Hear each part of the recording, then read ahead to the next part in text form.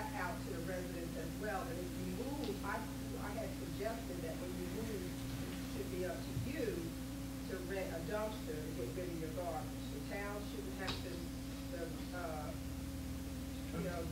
people who pick up the garbage shouldn't have to pick up your whole house full of stuff you throw out. Only just the 10 items. Yeah, exactly. Or whatever. 10 item restriction is in our ordinances, in our code. Or the second alternative to that was also if they didn't move it, if we had to pick it up, we was gonna charge them for it. Right. Yeah, we talked But about. that was never Okay, right, well. Not finalized. Right, yeah, finalized yeah. and put in writing, but see, Right. all of that could also go on the calendar as like a one statement somewhere. If you move, it's your responsibility to take your trash, or, some of those things can go on the calendar. You can really. That makes sense. Yeah, once we get it, finalize exactly what it is, and I agree with you 100%. Yeah. I'll put that on the calendars that's coming down the road. Okay? Yeah, that makes a lot of sense. We have the ordinance 609, which states that if a house is sold, or when it's inspected, everything has to be taken out of the house and cleaned up by the owner. Okay? The only problem we have is a foreclosure where they just bail out and leave it. And as you know, it takes forever to get the bank or the mortgage company or whoever to resolve the problem. The problem we have right over there, especially right by Carla's house, is 134, I believe it is, or 136. Beautiful house, they abandoned, the stuff is out there. I wrote to the owner, to the bank, the foreclosure, and it's laid out in the street. That's sort of just a sign of the times too. Someone's being evicted Well, I mean, or being we do have an foreclosed upon, they ordinance. can't afford $300-400 for a dumpster, and you could put a lien on a house all you want, they're losing their house, so they could care less put a lien on the house. So, unfortunately, things like this are just a sign of the times, and you can try and deal with it, you can go pick it up, but, if we adopt an ordinance that puts a lien on the house, if they don't clean it up, then. Well, we talked about that. Yeah, we talked can about try that it. at the end of about Right. establishing a standard procedure when this occurs. Whatever it is, whether it's a week, 2 weeks, a month, if they don't clean it up, we clean it up, and then we own part of the house. Is there a law And there's that? always an owner.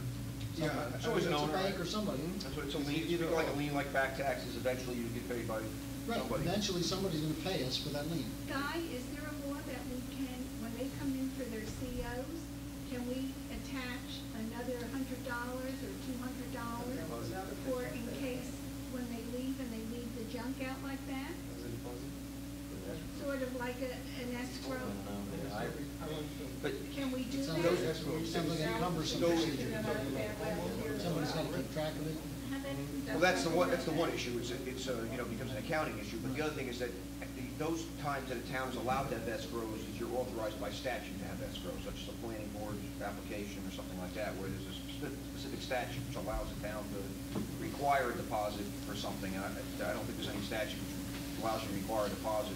Your cost of CO is like your cost of regulation, meaning basically approximately what's the cost to have someone go out, inspect it, say the place is habitable and issue a CO, not to guarantee, But if they're 3 years tenant- later that, If it's a tenant going in, can't we, make an ordinance stating that we want $200? But you're penalizing the tenant, you just started renting.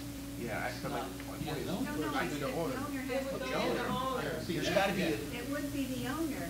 there's gotta be a statute that authorizes us to do that, and I don't see any statute. The other times we can collect an escrow from somebody, there's a specific state statute which authorizes us to establish that procedure by ordinance.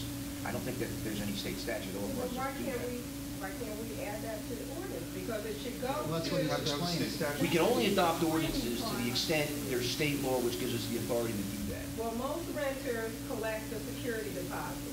So aside, in addition to the regular security deposit, they would collect an extra $200. That's for themselves, not for us. And then when their tenant moves and they leave all that junk or whatever, however it goes, they would have the money to pay for their dumpster. Mayor, the one thing that I think the attorney would agree with me, a lot of these owners are people from Georgia, California, Texas, so you're not talking about local people. And it's an impossibility to do these things. They all sound good. Yeah, but you can't Actually, require, how many- can't require, towns have tried to do this, like, especially resort Neptune communities. does it. You can't, well, I'll tell you, there's a case out of Belmar where they tried requiring these absentee landlords that rented these party houses to do all this stuff, and the court struck it all down. So it's interference with the right to contract, which is a constitutional right.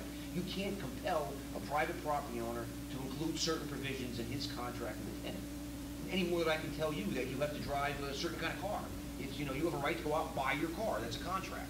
So I can't say you can't rent your home to somebody. Or you can only rent them if you charge an extra $200. Government can only intrude so far into a person's life. So you can go give them a summons when there's garbage out in front of their house, but you can't require them to have a, you know, a provision in a private contract. Well, we could charge an extra 150, 200 onto the CO. Make our CO higher, and then we don't have that problem. I have a question. If a landlord loses his tenant, the tenant moves, and he puts his stuff outside, correct? Who's supposed to pick it up? Because like what you said, which I happen to know, that, okay, just like what he was getting ready to say, but isn't, when the house becomes vacant and the tenant vacates it, the landlord is required to get a certificate of occupancy, because that's the only time you can go in and make changes, is when the place becomes vacant. Now, the reason why I'm asking this question is that around the corner from me, there are two houses back there. They lost their tenants. I watched what the guy did. I mean, I'm just from observation. He threw two couches out there. Now, meantime, somebody else done moved in. And, okay? Now, the interesting thing about that is, every time you have a vacant place, you're supposed to get a certificate of occupancy. But a lot of people, when they do move and they get new tenants, they do not notify the town that they got new tenants.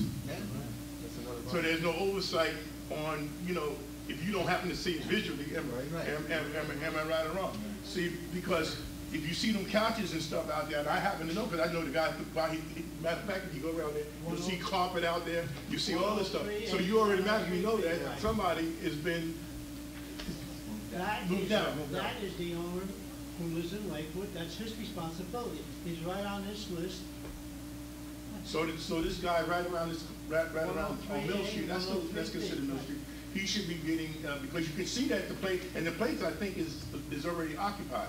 That's correct. But that carpet is sitting right out there But you see, on the road. I don't want to get into the reason why I'm having this problem on that, which I'm working on myself, okay?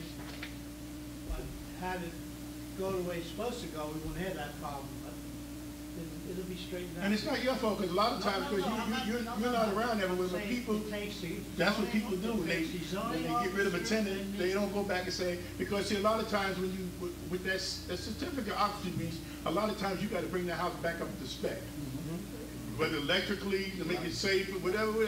And so people bypass it, that's why they don't get a certificate of occupancy, because if they fill it up real quick, you never know that, and you don't have to make the changes, because the changes